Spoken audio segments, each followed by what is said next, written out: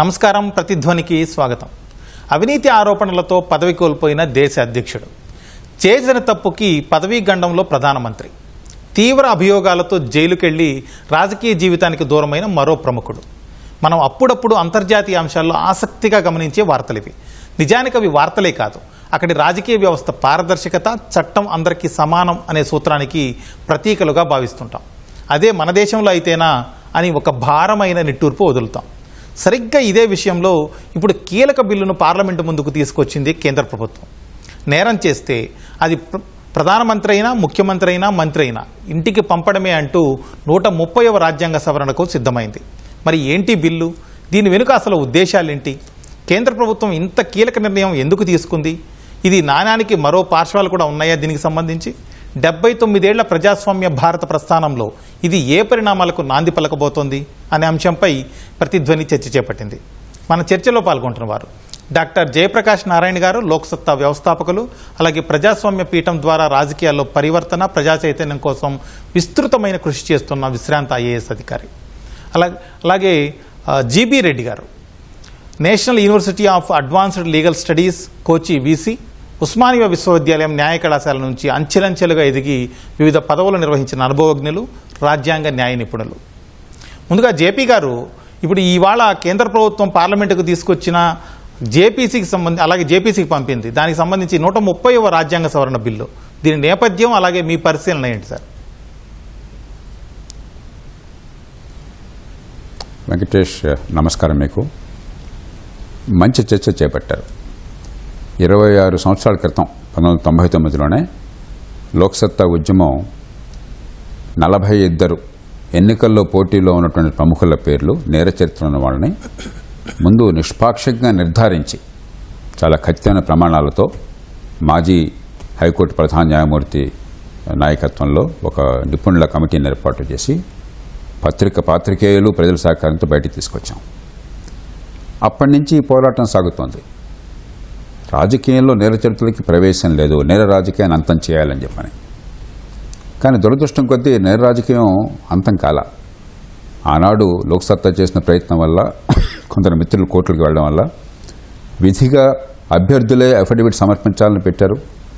దాన్ని నేనే పోరాటం చేసి అది అఫిడవిట్ సమర్పించకపోతే నామినేషన్ రద్దయ్యే ఏర్పాటు చేశాం. కానీ నేర చరిత్ర ఏం తగ్గల. ఆ నేపథ్యంలో మరీ బరి తెగించిపోతున్నారు. గతంలో కోర్టు అభిశంసనలు వచ్చినా, లేకపోతే మరి నేరారోపణ జరిగిన అరెస్టు కాకుండా కూడా రాజీనామా చేసేవారు. లాలూ యాదవ్ గారు మరి 1997లో ఆయన మీద నేరారోపణ జరిగింది ఈ ఫాడర్ స్కామ్లో. అంటే కోర్టు ప్రాథమిక సాక్ష్యాన్ని పరిశీలించి ఫ్రేమింగ్ ది ఛార్జెస్ అంటారు. వెంటనే లాలూ యాదవ్ కూడా రాజీనామా చేశారు. సరే, ఆయన తర్వాత ఆయన భార్యను పెట్టారు. రాజ్యాంగబద్ధంగా చెల్లుతుంది, అది రాజకీయంగా నైతికం అనైతికం పక్కన పెడతాము. కానీ ఆయన పదవి నుంచి తప్పుకున్నారు.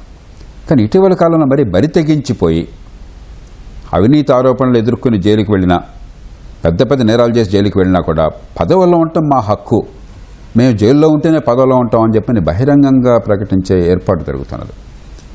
కాబట్టి ఇలాంటి చట్టం అవసరం అవడం చాలా సిగ్గుచేటు. అంటే రాజకీయ ప్రమాణాలు అంతే దిగజారిపోయినాయి. ఎంతగా ఇది వ్యక్తి స్వామ్యం చోటు చేసుకుంటున్నది. అధికారం ప్రజల కోసం కాకుండా నా కోసం, పదవి నా కోసం, నా కుటుంబం కోసం, నా హోదా కోసం, నా సంపాదన కోసం అన్న భావం పెరిగిపోతుందన్న దానికి తార్కాణం ఇది. ఆ నేపథ్యంలో ఒక చిన్న చర్య ఇది, నా దృష్టిలో కొద్దిపాటి చర్య. నిజానికి ప్రభుత్వోద్యోగుల విషయంలో స్పష్టమైన నిబంధనలు ఉన్నాయి. 48 గంటల పాటు కనుక అరెస్ట్ అయినట్లయితే వెంటనే సస్పెండ్ అయినట్టు లెక్క. ఇలాంటిది ఇక్కడ 30 రోజులు అని చెప్పన్నారు. అంటే కొంచెం ఉదారంగా ఉన్నారు. ఈ చట్టం రావడమే చాలా బాధాకరం. కానీ ఈ మాత్రమే నాకు కొంచెం ఎంతో కొంత హద్దు ఉన్నట్టయితే కొంతమేర కన్నా మరీ ప్రమాణాలు దిగజారకుంటాను ఆశ. అయితే ఇంత మాత్రం చేత దేశంలో నేర రాజకీయం పోతుందనే భ్రమలు నాకు లేవు, మనకు ఎవరికి ఉండకూడదు.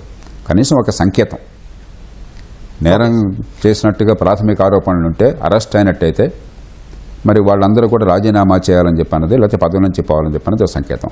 దీంతోపాటు నేరారోపణ జరిగితే వారి పదవులోంచి పోవాలి, మళ్ళీ నేరం విషయం రుజువు అయ్యేదాకా అటో ఇటో అని చెప్పని పెడితే బాగుండేది. అది పెట్టలేదు. కనీసం గుడ్డులో మెల్ల కొంతమేరకు ప్రారంభించారు. కానీ మౌలికమైన మార్పులు తీసుకురాకుండా దీనివల్ల గొప్ప ప్రయోజనాలు వస్తాయని చెప్పి ఆశించి మనం భంగపడడం తప్ప ఉపయోగం ఉండదు. చాలా మౌలికమైన మార్పులు కావాలి, రాజకీయ సంస్కృతిలో మార్పులు కావాలి, రాజకీయ పార్టీ నిర్వహణ కానీ మిగతావి కానీ ఎంతో కొంత ఈ చర్య కొంతైనా ఒక చర్య తీసుకుంటున్నారు కాబట్టి, మరి ఆహ్వానించదగ్గ రీతిలో ఉంది కాబట్టి, ఆ మార్గంలో ఉంది కాబట్టి మనం ఆహ్వానించాలి. మరిన్ని చర్యల కోసం మనం గట్టిగా గొంతు విప్పాలి. అలాగే ఈ దామోదర్ గారు విశ్రాంత IG, corporate legal consultant, bureau of police research and development గుర్తింపు పొందిన నేర న్యాయ చట్టాల నిపుణులు కూడా మనతో జాయిన్ అయ్యారు. దామోదర్ గారు, ఇప్పుడు చట్టం అందరికీ సమానం, అది ఎవరిని వదలదు సరే, కానీ ప్రధానమంత్రి, ముఖ్యమంత్రి లేదా కేంద్ర రాష్ట్ర ప్రభుత్వాల్లో మంత్రులుగా ఉన్న వాళ్ళని అరెస్ట్ అయ్యి 30 రోజులు జైల్లో ఉన్నంత మాత్రాన మాటల్లో అనుకున్నంత తేలిగ్గా పదవి నుంచి తొలగించేయడం సాధ్యమవుతుందంటారా? ఈ చట్టం నేపథ్యం చదవడానికి బాగానే ఉంది. బాగుంటుంది, 30 జైలుకి పోతే ఈ నేర చరిత్ర ఉన్నటువంటి నాయకులంతా కూడా పోతారు, బుద్ధి వచ్చిందని అనిపిస్తుంది. కానీ ఇది చాలా లోపభూయిష్టంగా ఉంది. ఎందుకంటే number 1, there is a fundamental ఫ్లా in the bill it self. ఎవరైనా ముఖ్యమంత్రి కానీ, ప్రధానమంత్రి కానీ, మంత్రి కానీ 5 సంవత్సరాలు లోపు శిక్షింపబడిన, 5 సంవత్సరాలు పైబడి శిక్షింపబడిన నేరంలో ఆరోపింపబడి అరెస్ట్ అయ్యి జైలుకి వెళితే అని అన్నారు. కానీ ఆల్రెడీ సుప్రీంకోర్టు వారు ఒక లా చేశారు. అర్నేష్ కుమార్ అనేటువంటి కేసులో you cannot arrest anybody if is charged with an offence punishable with less than 7 years.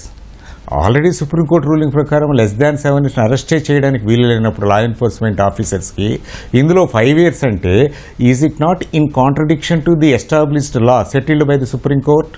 ఇది కంటి తుడుపు చర్యే కదా. ఇంత బేసిక్ ఫండమెంటల్ మిస్టేక్ని ఏ విధంగా డ్రాఫ్ట్ చేసేటప్పుడు దీన్ని మర్చిపోయారు? కాబట్టి అసలు ఆదిలోనే అంశపాది అన్నట్టుగా ఇది ఇంప్లిమెంటే కాదు. నేను ఒక మంత్రిని అనుకోండి, నన్ను అరెస్ట్ చేశారు లెస్ దాన్ 5 years అని చెప్పేసి, అబౌట్ మోర్ దాన్ 5 years అని, నేను కోర్టుకు వెళ్తున్నా. అయ్యా, సుప్రీంకోర్టు వారు 7 సంవత్సరాలు పైబడ్డటువంటి నేరారోపణ జరిగితేనే నన్ను అరెస్ట్ చేయమన్నారు, వీళ్ళు అనవసరంగా అరెస్ట్ చేశారు కాబట్టి అరెస్ట్ ఇల్లీగల్ అంటే వెంటనే ఇస్తారు కదా. లేదు, నా మీద ఆరోపణ జరిగింది, ఎఫ్ఐఆర్లు అది పెట్టారు, నేను కోర్టుకు వెళ్తే నాకు కోర్టు ఇచ్చేస్తుంది కదా anticipatory bail same day. Where is the question of my being arrested and detained for 30 days? కాబట్టి బిల్లులోనే ఏదో కంటి తుడుపు చర్యగా పెట్టారు. ఇది ఏ విధంగా న్యాయ నిపుణులు ముసాయిదాలో ఈ విషయాన్ని విస్మరించారో నాకైతే అర్థం కావట్లేదు. ఇది ఒకటి. Coming to your question, equality before లా అన్నారు. ముఖ్యమంత్రి అయినా, ప్రధానమంత్రి అయినా, ఏ ప్రభుత్వ ఉద్యోగి అయినా కూడా అవినీతి నిరోధక చట్టం ప్రకారము, అదేవిధంగా మరికొన్ని చట్టాల ప్రకారము అందరూ ప్రభుత్వ ఉద్యోగులే. ఒక ప్రభుత్వ ఉద్యోగి ఒక అవినీతి కేసులో కానీ, ఇంకేదైనా ఒక క్రిమినల్ కేసులో కానీ అరెస్ట్ అయ్యి 48 గంటల వరకు అతను రిమాండ్లో ఉంటే అతన్ని ఆటోమేటిక్గా సస్పెండ్ చేస్తారు. మరి ఇక్కడ ఈ కేసులో 30 రోజుల వరకు ఉంటే కాన్సిక్యూటివ్లీ, అది కూడా 31st డేనే వాళ్ళకి ఈ సస్పెన్షన్ ఫ్రమ్ ద ప్రొవిజన్ వస్తుంది అనడం ఏంటి? Is it not violative of article 14 which speaks about equality before law and equal protection of laws? వాళ్ళేమి పెద్దవాళ్ళని, ఈ దేశంలో చట్టం అందరికీ సమానమే కదా. ముఖ్యమంత్రికి ఒక చట్టము, ప్రధానమంత్రికి ఒక చట్టము, కేంద్ర మంత్రి గారికి ఒక చట్టము, రాష్ట్ర మంత్రి గారికి ఒక చట్టం అంటే ఏం లేదు కదా. కాబట్టి ఇది, అందుకే నా ఉద్దేశంలో ఇది చాలా లోపభూయిష్టంగా ఉంది అని నాకు అనిపిస్తుంది. జీపీ రెడ్డి గారు, ఇందుకోసం రాజ్యాంగంలోని 75, 164 అలాగే 239 అధికారులకు సవరణలు కూడా తీసుకొస్తామని చెప్పి కేంద్ర ప్రభుత్వం చెబుతోంది. అంటే ఈ సవరణల్లో ఏ అంశాలు మార్చే అవకాశం ఉంది? రాజ్యాంగపరంగా అందుకున్న సాధ్యాసాధ్యాలు, సవాళ్ళు ఏంటండి? ఇప్పుడు 3 రాజ్యాంగంలోని ఆర్టికల్స్ కు మార్పులు తీసుకురావాలని ప్రతిపాదించారండి. ఒకటి 75వ అధికరణం ఒకటి, అదేవిధంగా 164 ఒకటి, 239 ఒకటి. దీని సారాంశం ఏంటంటే, ఒకవేళ ఏ మినిస్టర్ కానీ, ప్రైమ్ మినిస్టర్ కానీ, లేకపోతే రాష్ట్ర స్థాయిలో మినిస్టర్ కానీ, చీఫ్ మినిస్టర్ కానీ ఏదైనా ఒక ఆరోపణ ఎదుర్కొని, అక్కడ కన్విక్షన్ అవసరం లేదు. ఇంతకుముందు దామోదర్ గారు చెప్పారు, conviction is not necessary, allegedly committing an offence అన్నారు. అంటే ఆ నేరారోపణ చేయబడి అరెస్ట్ అయితే అది మనకు ఆ నేరం కూడా ఎట్లాంటిది ఉండాలంటే 5 ఏళ్ల వరకు శిక్షించబడే నేరం అయి ఉండాలి. అది మనకు భారతీయ న్యాయ సంహితలో, ఐపీసీలో, మిగతా ప్రత్యేక చట్టాలు చాలా ఉన్నాయి. అప్పుడు వాళ్ళు 30 రోజుల వరకు కస్టడీలో ఉంటే 31వ రోజు నాడు ఒకవేళ అది కేంద్ర మంత్రి అయితే ప్రధానమంత్రి వాళ్ళని రికమెండ్ చేయొచ్చు తీసేయమని, లేకపోతే వాళ్ళు ఆటోమేటిక్ గా సీజ్ అయిపోతారు, రాష్ట్రపతికి అధికారం ఉంటుంది వాళ్ళు తొలగించేది. ఒకవేళ ప్రైమ్ మినిస్టరే ఒకవేళ జైలుకు వెళ్లాల్సి వస్తే 31వ రోజు నాడు ఆటోమేటిక్ గా ఆయన ప్రైమ్ మినిస్టర్ గా ఉండడు. సిమిలర్లీ స్టేట్ గవర్నమెంట్ లో కూడా సేమ్ మినిస్టర్ కు, చీఫ్ మినిస్టర్ కు, లేకపోతే కొన్ని కేంద్ర పాలిత రాష్ట్రాలకు ఏవైతే శాసనసభలు ఉన్నాయో వాటికి సంబంధించి కూడా ఇట్లాంటివి ఇచ్చినారు. అయితే ఇక్కడ 2 అంశాలు ఉన్నాయండి.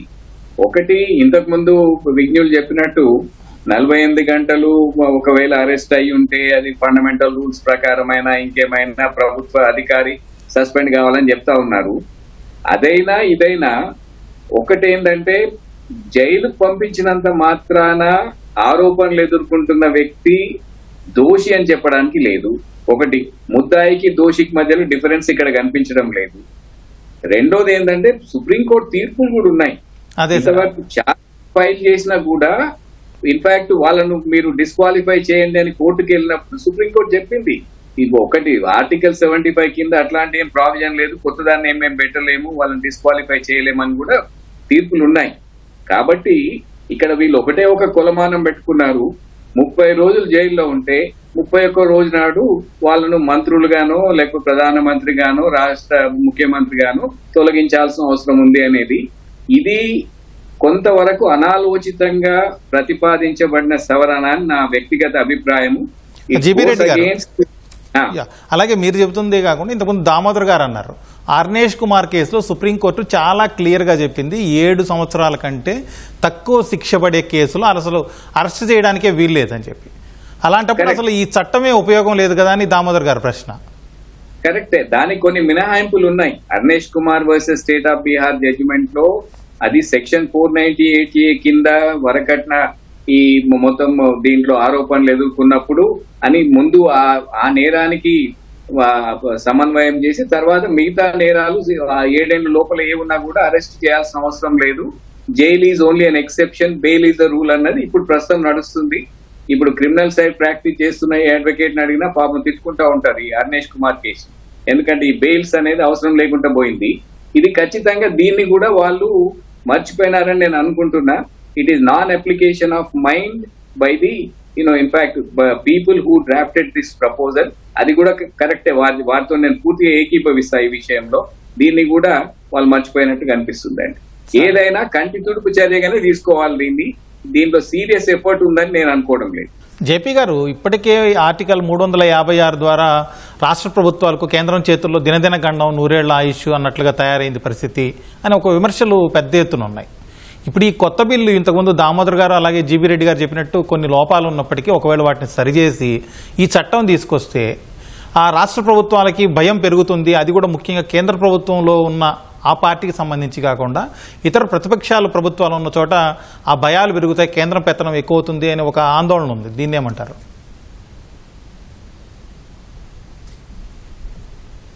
వెంకటేష్, దానికి వచ్చే ముందు ఇందాక బీవీ రెడ్డి గారు ఒక మాట అన్నారు, దోషికి ముద్దాయికి తేడా లేకుండా పోయింది చట్టంలోనే. నేను దాన్ని ఆ వాదనను అంగీకరించను. ఎందుకంటే శిక్ష పడాలి అని చెప్పి అన్నట్టయితే వ్యక్తికి ఉన్నటువంటి ప్రాథమికమైన స్వేచ్ఛని అరికట్టి జైల్లో పెడుతున్నాం కాబట్టి, శిక్ష వేస్తున్నాం కాబట్టి అనుమానానికి తావులేని రీతిలో కోర్టులో మనకి రుజువు కావాలి, బియాండ్ ఎనీ రీజనబుల్ డౌట్ అని చెప్పినది మనకున్న స్టాండర్డ్. అది శిక్ష పడ్డానికి. అరే, ప్రభుత్వంలో పదవిలో ఉండటం కోసం మన తరపున పన్నుల డబ్బులు వాళ్ళు వసూలు చేసి ఖర్చు పెట్టడానికి, విధానాలు రూపొందించడానికి, చట్టాలు చేయడానికి, అధికారం రూపొందించడానికి అదే రకమైన స్టాండర్డ్ ఉపయోగిస్తామని చెప్పంటే ప్రజాస్వామ్యానికి అర్థం లేదు.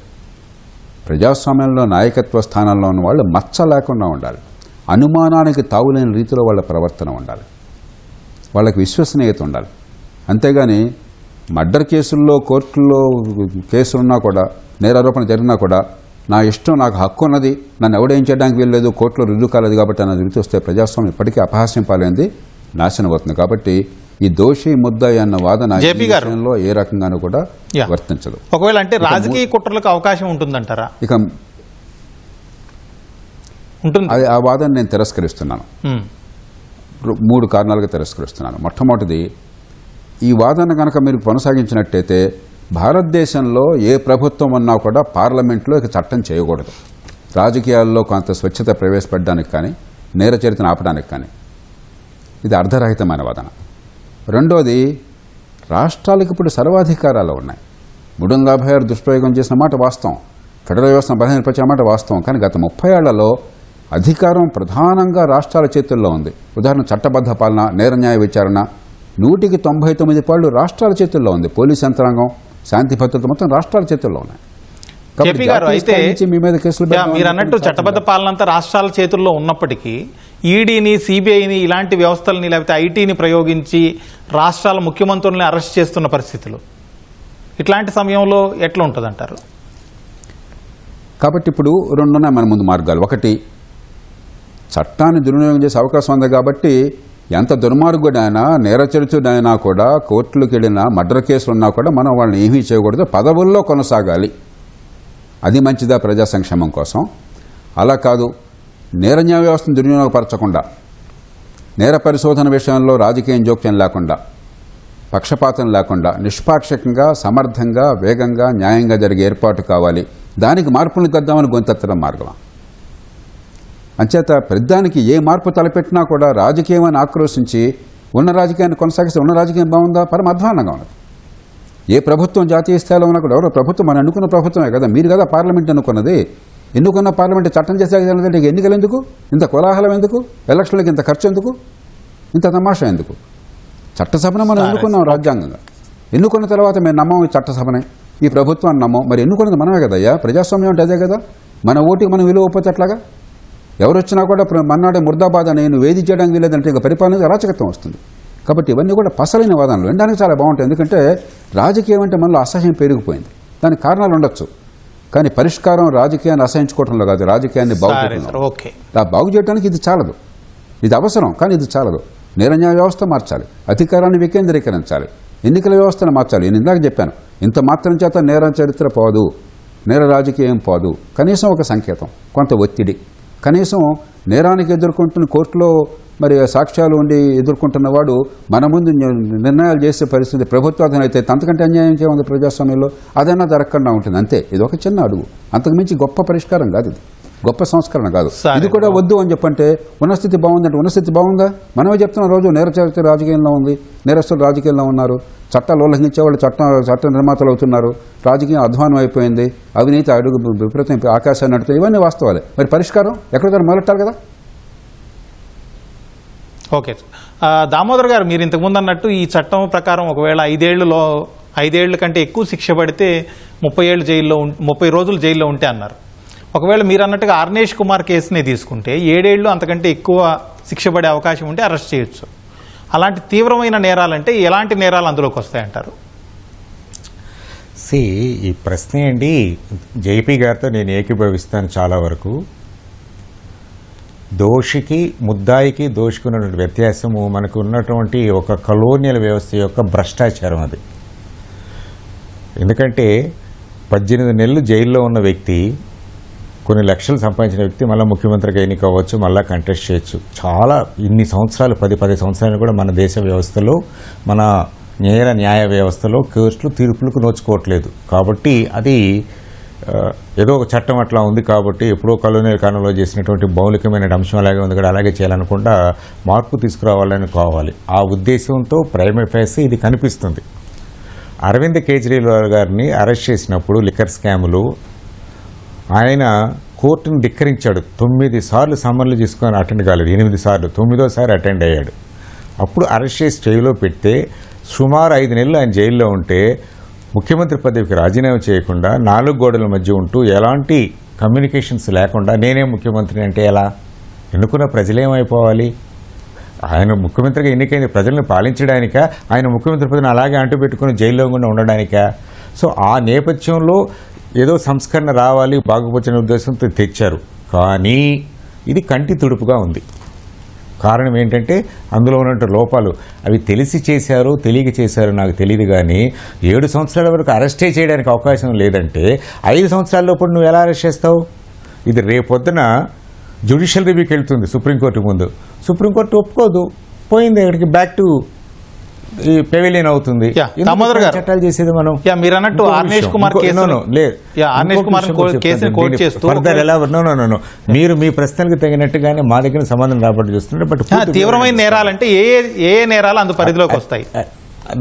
తీవ్రమైన ఇదంటే చెప్పడానికి వీల్లేదండి. ఏదైతే 7 సంవత్సరాల పైన ఉంటుందో దాన్ని సీరియస్ అఫెన్స్ గా పరిగణిస్తుంది సుప్రీంకోర్టు ప్రకారం. So any offence that is punishable with more than 7 years is a serious offence. 5 years ఇప్పుడు ఎవరికైనా కూడా ఇవ్వచ్చు. నేను వెళ్ళి ఆఫీస్ ముందు ధర్నా చేసి ఒక చిన్న రాయేస్తే కూడా నన్ను 5 సంవత్సరాలు జైలు పెట్టచ్చు. ఇష్యూ అది కాదు. ఇక్కడ ఏంటంటే అరెస్ట్ చేయడానికి వీల్లేదని కొన్ని సేఫ్ గార్డ్స్ పెట్టారు. సెక్షన్ 41A అని బిఫోర్ అనేవాళ్ళు ఇప్పుడు సెక్షన్ 35 అన్నారు. అంటే ఏదైనా అఫెన్స్ నా మీద నేరారోపణ జరిగితే ఆ నేరం యొక్క శిక్షాకాలం 7 సంవత్సరాలు తక్కువ అయితే నన్ను అరెస్ట్ చేయకుండా నోటీస్ ఇవ్వాలని. నోటీస్ ఇచ్చినాక కూడా కొన్ని ప్రత్యేక పరిస్థితుల్లో నన్ను అరెస్ట్ చేయొచ్చు. కాబట్టి నేను వెళ్ళి యాంటిసిపేటరీ బెయిల్ తెచ్చుకోవచ్చు. రెండోది, ముఖ్యమంత్రి అనేటువంటి వాడు ఈయన పారిపోడు కదా, ఎప్పుడు చేయాలి అరెస్ట్ అనేది? అరెస్ట్ అనేది ఇఫ్ నెసెసరీ అని ప్రతి చట్టంలో కూడా ఉంది. అయితే అధికార పొజిషన్లో ఉండి మేము వదలము ఈ పదవుల్ని. మంత్రి అంటే ఏంటి? Full time employee. ప్రధానమంత్రి ఫుల్ టైం ఎంప్లాయీ. మేము వదలము ఈ వద్ద, కానీ మేము అధికారంలో ఉంటూ నేర న్యాయ వ్యవస్థని మేము ఇన్ఫ్లుయెన్స్ చేస్తాము, చట్టాలు మాకకుండా చేస్తాము అంటారు. కాబట్టి వాళ్ళు నైతికంగా తమంతట తాము తప్పుకోవాలి. ఆ నైతిక విలువలు లోపించాయి కాబట్టి ఈ చట్టం యొక్క అవసరం ఉంది. కానీ ఈ చట్టం పైకి బాగుంది, కానీ లోపలంతా కూడా చాలా లోపభూయిష్టంగా ఇది ఏదో కంటి తుడుపు చర్యగా చేసినట్టుగానే నాకు కనిపిస్తుంది. ప్లస్ సరే సార్, ఓకే, మళ్ళీ ఖచ్చితంగా దీన్ని మిస్యూజ్ చేస్తారు. ఇప్పుడు జరుగుతున్న పరిస్థితులు చూస్తుంటే మీరు ఇంతకుముందు ప్రస్తావించినట్లు ఇది రాష్ట్రాల వ్యవస్థలో పోలీసు ఉన్నా ఎక్కడున్నా కూడా మనది పూర్ణంగా సమాఖ్య వ్యవస్థ కాదు, ఫెడరల్ వ్యవస్థ కాదు. We are a unitary state in a federal setup. సరే దామోదర్ గారు, బై నేచర్. వినండి, మీరు మధ్యలో కట్ చేస్తే నా పాయింట్ పూర్తి కాదు కదా, వినండి పూర్తిగా. అటువంటి స్థితిలో మీరు ఇంతకుముందు అన్నట్లు సిబిఐ, ఎన్ఫోర్స్మెంట్ డైరెక్టరేట్ డైరెక్ట్గా అందరి మీదకి వెళ్తున్నారు, మంత్రుల మీదకి వెళ్తున్నారు. ఎవరు వాళ్ళంతా? ప్రతిపక్షాల పాలనలో ఉన్నవాళ్ళు. సో ఇప్పుడు మిస్యూజ్ అనేటువంటిది క్లియర్గా కనిపిస్తుంది. కాబట్టి ఇది మిస్యూజ్ చేసేటువంటి పొటెన్షియల్ ఎక్కువగా ఉంది. మంచి కంటే చెడు జరిగేటువంటి అవకాశం ఉంది. క్యారియర్. జీబీ రెడ్డి గారు, ఇప్పుడు ప్రజాప్రాతినిధ్య చట్టంలోనే ప్రజాప్రతినిధుల ఎన్నిక, అలాగే వాళ్ళ ప్రవర్తన, అనర్హతలు, వీటికి సంబంధించి స్పష్టమైన విధి విధానాలు ఉన్నాయి, సుప్రీం తీర్పులు కూడా ఉన్నాయి. మళ్ళీ ఈ బిల్లు ఎందుకు అవసరమైందంటారు? ఇప్పుడు ఇంగ్లీష్ లో ఒక సేయింగ్ ఉందండి, prevention is better than cure. ఇప్పుడు ముందు దాన్ని నిరోధిస్తే తర్వాత దానికి మళ్ళీ మనం క్యూర్ ఇవ్వాల్సిన అవసరం ఉండదు. ఇప్పుడు ఒక్కసారి చూద్దాం, 2004 సంవత్సరం నుంచి 2024 వరకు జరిగిన 5 జనరల్ ఎలక్షన్స్ లో సెల్ఫ్ డిక్లేర్డ్ ఈ ఎవరైతే క్రిమినల్ కేసులు ఉన్న ఎంపీలు, లోక్సభ ఎంపీలు ఎంతమంది ఉన్నారంటే 2004లో 24% ఉంటే 2009లో 30% ఉన్నారు, 2014లో 34 ఉన్నారు, 2019లో 43 ఉన్నారు, 2024లో 46% మంది సెల్ఫ్ డిక్లేర్డ్ అఫిడవిట్ రూపంలో ఇచ్చిన వాళ్ళు ఉన్నారండి. అంటే ఇప్పుడు మనం ఏం చేస్తున్నాం, వాళ్ళని మాత్రం రాణిస్తా ఉన్నాము. రిప్రజెంటేషన్ ఆఫ్ పీపుల్స్ యాక్ట్ లో సెక్షన్ 8 క్లాస్ 3 కింద చాలా స్పష్టంగా చెప్పబడింది. ఏమనంటే 2 సంవత్సరాలు గాని అంతకన్నా ఎక్కువ గాని జైలు శిక్ష పడ్డప్పుడు వాళ్ళు డిస్క్వాలిఫై అవుతారు, అనర్హులు అవుతారని చెప్పినారు. అయితే దీంట్లో ఏమవుతుంది, ఛార్జ్ షీట్ ఫైల్ చేసినా కూడా అది అనర్హత కాదు. దాంట్లో ఛార్జ్ షీట్ ఫైల్ చేసినారు కాబట్టి వాళ్ళను మీరు అనర్హులుగా డిసైడ్ చేయండి అని చెప్పి సుప్రీంకోర్టు దగ్గరికి వెళ్తే సుప్రీంకోర్టు ఏం చెప్పిందంటే మేము కొత్తగా ఏమి చూడలేము, మేము కొత్త గ్రౌండ్ క్రియేట్ చేయలేమని చెప్పినారు. సో చాలా మంది ఏం చేస్తున్నారు, ఈ ప్రివెన్షన్ చేసే ప్లేస్ లో ఇప్పుడు చివరికి వచ్చి కంటి తుడుపు చర్యగా లోపభూయిష్టంగా చెప్తా ఉన్నారు. ఇప్పుడు ఈ చట్టాన్నే చూడండి, ప్రతిపాదిత చట్టం ఏదైతే ఉందో ఆర్టికల్ 75 ఈ 5A అని ఏదైతే పెట్టినారో, అదేవిధంగా ఆర్టికల్ 164 దాంట్లో పెట్టినారో, 239లో పెట్టినారో ఒక ప్రొవైజో ఉంది చివర్లో, అది విఘ్నులు కూడా చదవాలి.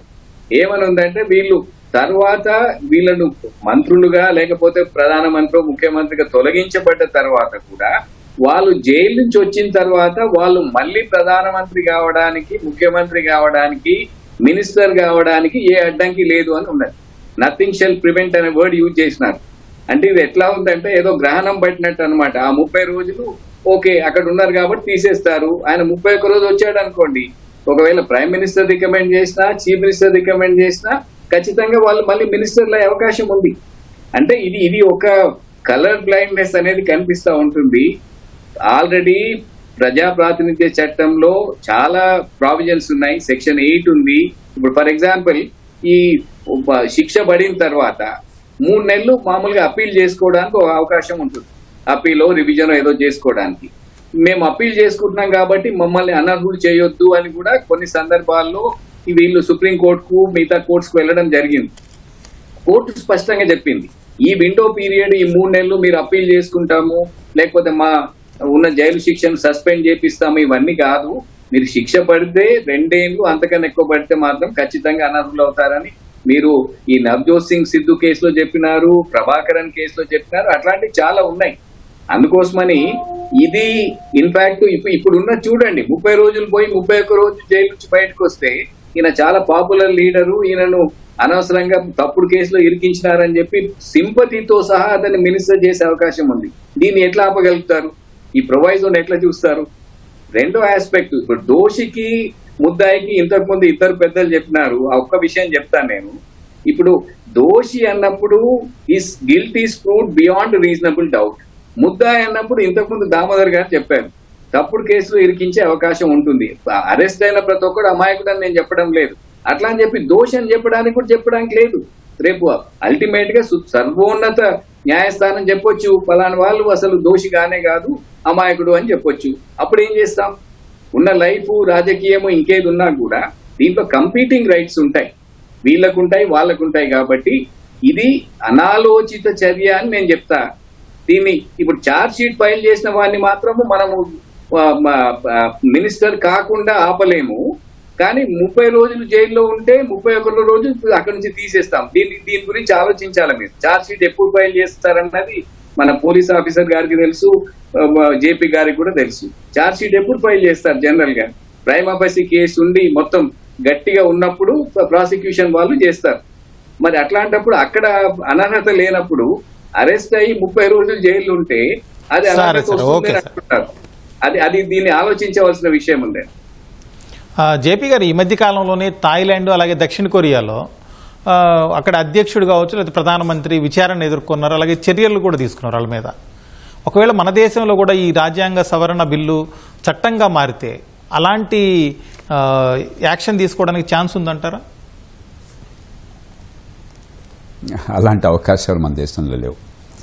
థాయిలాండ్లోనేమో అక్కడ సైన్యము రాచరికమో కలిసి ఎన్నికైన ప్రభుత్వాలను మట్టుపెట్టి వాళ్ళ ఆధిపత్యాన్ని కొనసాగించుకుని జరుగుతున్న పోరాటంలో భాగంగా తప్ప అవినీతి నిర్మూలన కోసం కాదు, రాజకీయ ప్రక్షాళన కోసం కాదు.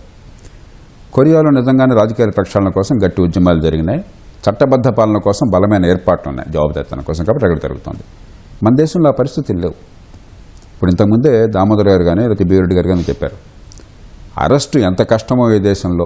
యాంటిసిపేటరీ బెయిల్ ఉండదు, 30 రోజులు అనేది అరెస్టు జరిగే పని కాదు. సుప్రీంకోర్టు ఏమో 7 ఏళ్లకే శిక్ష ఉంటే తప్ప అరెస్ట్ కావడానికి వీలేదని చెప్పింది. కాబట్టి ఇది జరిగే పని కాదు. నిజంగా చిత్తశుద్ధి ఉన్నట్టయితే కనీసం కొంతమేర కన్నా సరే నేర చరిత ఉన్నవాళ్ళు, తీవ్రమైన నేరారోపణలో ఉన్నవాళ్ళు కనీసం మంత్రి పదవుల్లో ఉన్నా ఉండకూడదు కోర్టులో నిర్ధారణ అయ్యేదాకా అన్నది మౌలికంగా మంచి ఆలోచన. అది కావాలంటే చాలా సులభంగా చేయొచ్చు. మీరు నేరారోపణ జరిగినట్టయితే కోర్టులో ఒక స్థాయి నేరాలకి 2 ఏళ్ళు అనండి, నా దృష్టిలో 2 ఏళ్ళు. ఎందుకంటే ఆర్పిఐ చట్టంలో 2 ఏళ్ళు అని చెప్పి అన్న తర్వాత వేరే చేయాల్సిన అవసరం లేదు. అలాంటి సందర్భంలో మంత్రి పదవి ఉండడానికి వీలు లేదు, అది నిర్ధారణ అయ్యేదాకా అటో ఇటో. ఒకవేళ దానిలో ఏమన్నా పొరపాటు నేరారోపణలు చేస్తారేమో, తొందరపాటు చేస్తారేమో అనుకుంటే కొన్ని ప్రత్యేకంగా జాగ్రత్తలు తీసుకుని ఏర్పాటు చేయండి, తప్పులేదు. అంతే తప్ప దీనివల్ల పెద్ద ఏ రకమైన ఫలితం రాదు. ఒకవేళ నేను చెప్పినట్టు చట్టం వచ్చినా కూడా కనీసం నేరారోపణ జరిగాక మంత్రి పదవి లేకుండా ఉంటుంది తప్ప దేశంలో అద్భుతాలు ఏమీ జరగవు. నిజంగా మంచి మార్పులు రావాలి అని చెప్పినట్టయితే నేర న్యాయ వ్యవస్థను సమూలంగా మార్చాలి. ఇప్పుడు మన చర్చ అంతా ఏమిటి, పార్లమెంట్లో గొడవ అంతా ఏమిటి, ఆ మాట మాట్లాడట్లే వీళ్ళు. మీరు దుర్వినియోగం చేస్తారంటున్నారు. ఎవరున్నా దుర్వినియోగం చేస్తున్నారు, రాష్ట్రాల్లో కానీ జాతీయ స్థాయిలో కానీ. బడితోన్న వాడిదే బర్రైంది. ఈ దేశంలో ఖండబలంతో న్యాయం సంపాదించే ప్రయత్నం జరుగుతుంది కానీ చట్టబద్ధ పాలన లేదు. దాన్ని బలపరచడం ఎట్లాగా? పోలీసులు కానీ, ప్రాసిక్యూషన్ కానీ, ప్రొసీజర్స్ పద్ధతులు కానీ, ఫారెన్సిక్స్ కానీ, న్యాయ విచారణ చేసే కోర్టులు కానీ మౌలికమైన మార్పులు తీసుకురావాలి, సమూలమైన మార్పులు తీసుకురావాలి. అందరికీ తెలుసు. అది లేకుండా మనం ఏదో ముసుగులో గుర్తులాట్లాడుతున్నాం. ఇవాళ ప్రతిపక్షాలు వద్దు అంటున్నాయి. కొంతవరకు ఆ వాదనలో కొంత పాసం ఉన్నది, ఎందుకంటే అధికార దుర్వినియోగం ఉంది కాబట్టి. కానీ ఇది కాకుండా ఈ రకంగా మీరు న్యాయ వ్యవస్థను మారుస్తున్నాము, మార్చాలని గట్టిగా అంటున్నారా? అది లేదు. మీరుంటే మీరు దుర్వినియోగం చేస్తారు, మేముంటే మేము చేసుకుంటాం, అది మా హక్కు, అంతే తప్ప దీన్ని మార్చాలన్న కోరిక లేదు. రెండోది, న్యాయ వ్యవస్థను మార్చినా కూడా సాంకేతికమైన మార్పులు వస్తాయి తప్ప నిజమైన మార్పులు రావాలని చెప్పంటే రాజకీయ సంస్కృతి మారాలి. రాజకీయ పార్టీలు వ్యక్తుల ఆస్తులుగా ఒక పెత్తందారి స్వభావంతో చలమణి అవుతోంది. అలా ఉన్నంతకాలం దేశంలో మార్పు రాదు. ఎన్నికల వ్యవస్థ మారాలి. 30 కోట్ల ఎలక్షన్లో ఖర్చు పెడితే ఎమ్మెల్యే కానటువంటి రాష్ట్రంలో మనం ఉన్నాం. తెలంగాణ ఉన్నా, ఆంధ్రప్రదేశ్ ఉన్నా కూడా మనందరికీ తెలుసు. మనం ఏదో ముసలు గుద్దులాడుతున్నాం. అలా జరిగిన తర్వాత నీతి ఎట్లా ఉంటుంది, నిజాయితీ ఎట్లా ఉంటుంది, చట్టబద్ధ పాలన ఎట్లా ఉంటుంది, మరి అవినీతి లేకుండా ఎట్లా ఉంటుంది, మనం మోసం తీసుకోవడం తప్ప దాన్ని మార్చేందుకు నిజమైన ప్రయత్నం జరగాలి. అవన్నీ జరిగితే కానీ దేశంలో అనుకున్న మంచి పరిపాలన మంచి వాళ్ళ ద్వారా రాదు. ఈ లోపల కొన్నైనా ప్రయత్నాలు చేయాలి. దానికోసం ఏదో ఒక సంకేతాన్ని ఇచ్చే ప్రయత్నం చేస్తున్నారు. కానీ ఇందాక వారిద్దరు చెప్పింది నేను అంగీకరిస్తున్నాను. ఇది మొక్కుబడి చర్య అవుతుంది. ఇది జరిగే పని కాదు. నిజంగా చిత్తశుద్ధి ఉన్నట్టయితే కనీసం తాత్కాలికంగా కొంత పని మంచి పనులు చేయాలంటే నేరారోపణ జరిగితే ఆ నేరారోపణ పొరపాటు జరగకుండా ఉండడం కోసం కొన్ని ప్రత్యేక జాగ్రత్తల కోసం ఏర్పాట్లు చేయండి, చట్టంలో అభ్యంతరం లేదు. కానీ నేరారోపణ జరిగితే కనీసం రిప్రజెంటేషన్ ఆఫ్ పీపుల్ ప్రజా ప్రాతినిధ్య చట్టంలో ఉన్నటువంటి సెక్షన్ 8లో ప్రతిపాదించినటువంటి ఆ నేరాలు ఆరోపణ జరిగితే మంత్రి పదవి అన్నా ఉండద్దు. ఎమ్మెల్యేగా కొనసాగండి, ఎంపీగా కొనసాగండి, ఎమ్మెల్సీగా కొనసాగండి, కానీ మంత్రి పదవి వద్దు. ఇది చాలా హేతుబద్ధమైన వాదన. ఆ రకంగా చేయండి. మిగతా మార్పుల కోసం నడుం కట్టండి, అంతే తప్ప ఏదో చేస్తున్నామన్న భ్రమ మనకొద్దు. ఎందుకంటే ఇప్పుడు మనకి ఒక్క మాట, వ్యవస్థ ఎట్లా ఉందంటే ఎక్కడ వీలుంటే అక్కడ నా స్వప్రయోజనం కోసం.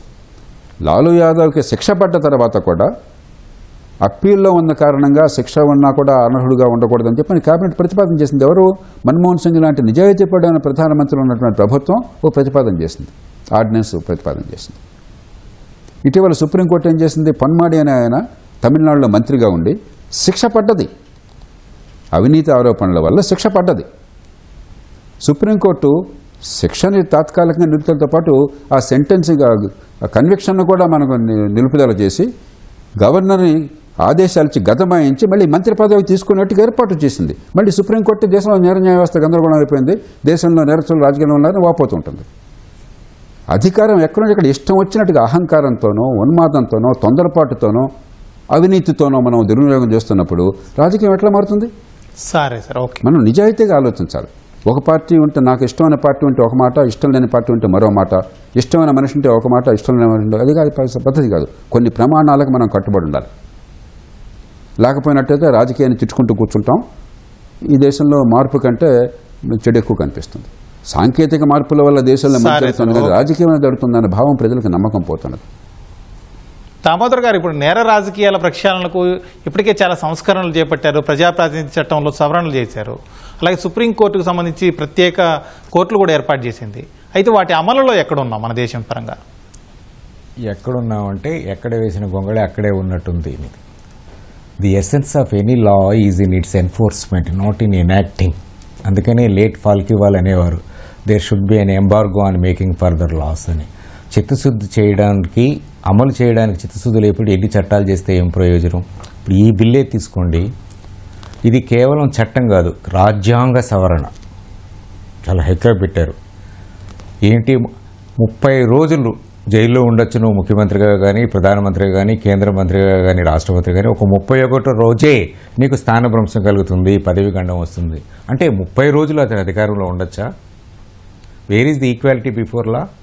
ఒక ప్రభుత్వ ఉద్యోగ, నేను ఒక చీఫ్ సెక్రటరీనో, లేదు ఇంకేదో ఒక ఇన్స్పెక్టర్ జనరల్ ఆఫ్ పోలీస్ గానో, లేదు ఇంకొక హెడ్ ఆఫ్ ది డిపార్ట్మెంట్ గానో ఉంటే అరెస్ట్ అయితే 48 రోజుల్లో రిమాండ్ ఉంటే నన్ను సస్పెండ్ చేస్తారు. ఆ సస్పెన్షన్ కంటిన్యూ అవుతుంది. 6 months మినిమం రివ్యూ చేయాలి, మళ్ళీ ఇంకొక 6 months, ఇంకొక 6 months, అట్లా 2 years 3 years కూడా అవుతుంటుంది. కొంతమందికి ముఖ్యంగా అవినీతి కేసులో అతను నిర్దోషై బయటపడేంత వరకు కూడా కంటిన్యూ అవుతుంది.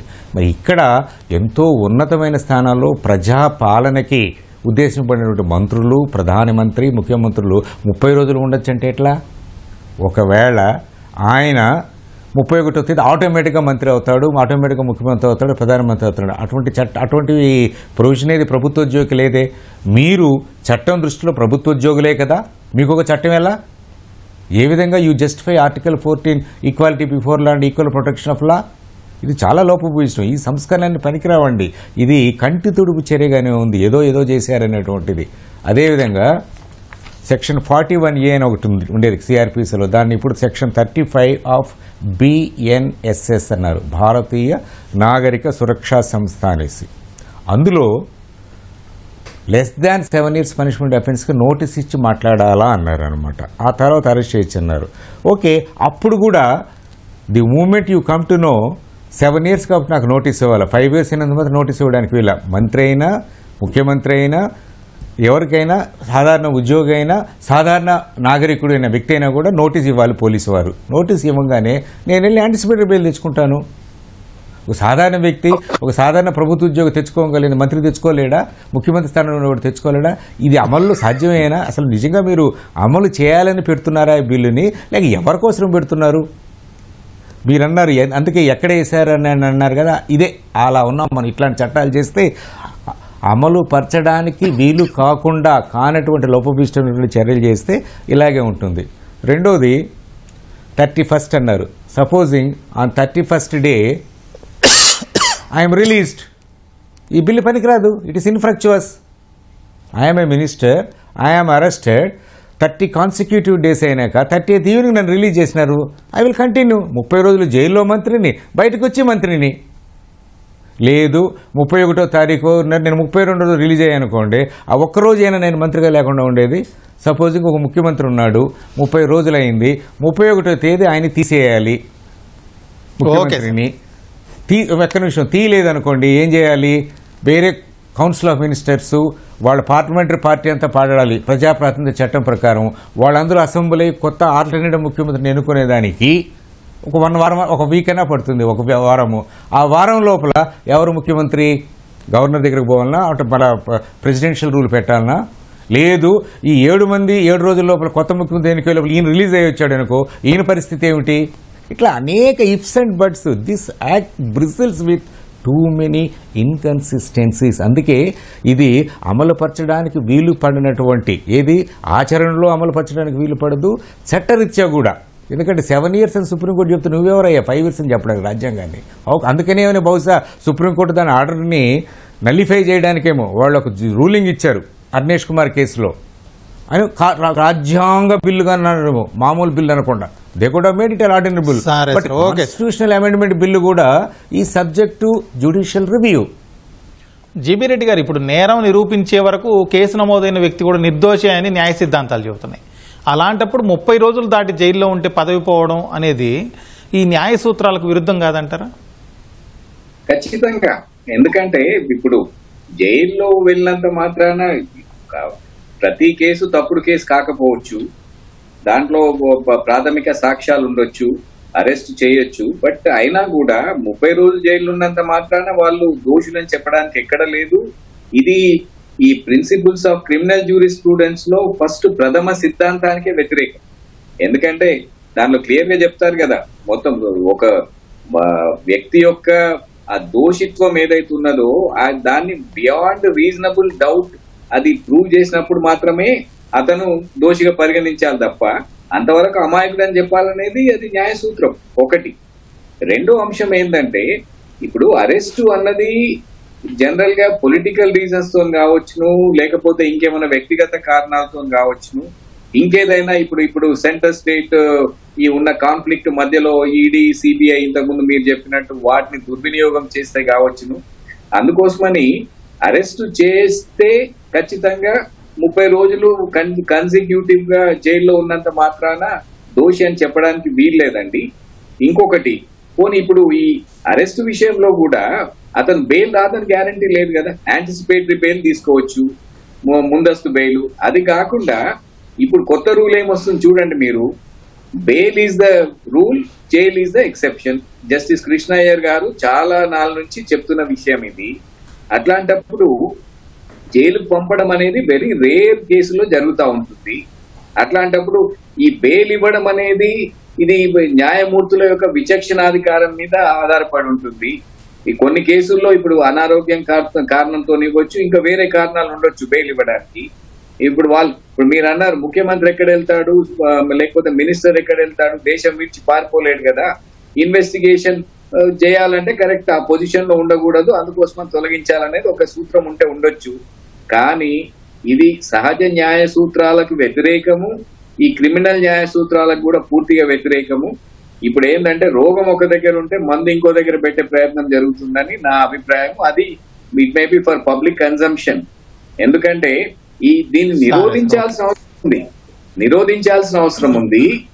అది ఎందుకంటే ఇప్పుడు for example charge sheet file చేసిన వాడిని ఎలక్షన్ లో పార్టిసిపేట్ చేయడానికి లేదు, డిస్క్వాలిఫై అవుతారని చెప్పమనండి. సుప్రీంకోర్టు చెప్పింది ఇది మాకు సంబంధించింది కాదు, చట్టానికి మీరు సవరణ చేయదలుచుకుంటే చేయండి అని చెప్పారు.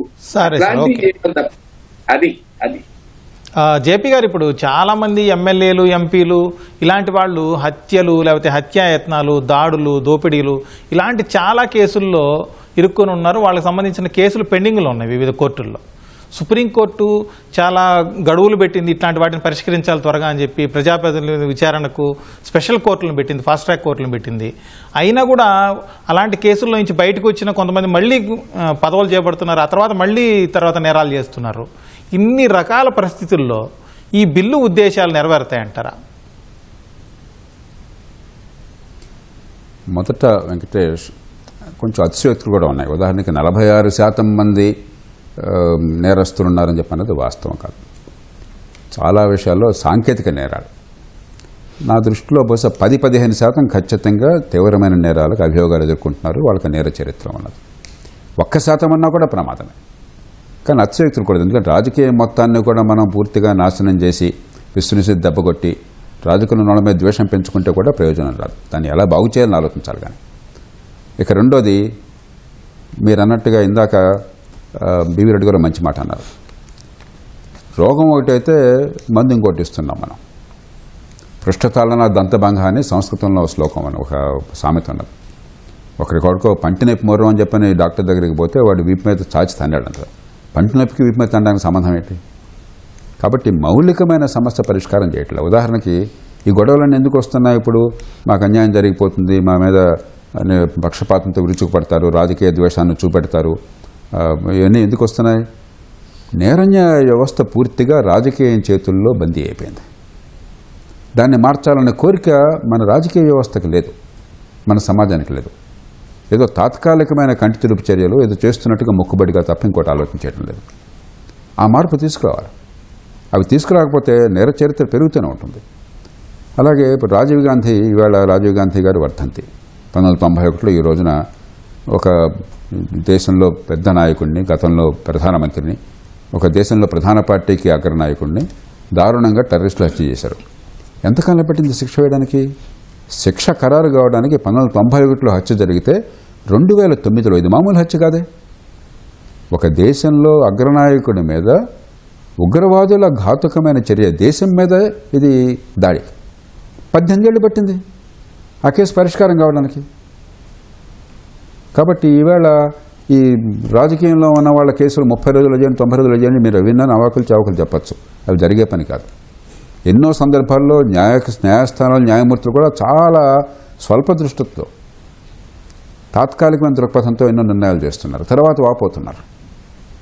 కాబట్టి ఇక్కడ దీనిలో ఒకళ్ళు కరెక్టు, ఇంకోళ్ళు తప్పు అని చెప్పడానికి లేదు. మన వ్యవస్థలో అందరూ కూడా కేవలం బాధితులు, అందరూ కూడా నేరం చేస్తున్న వాళ్ళు, పొరపాటు చేస్తున్న వాళ్ళ భాగస్వాములు కూడా.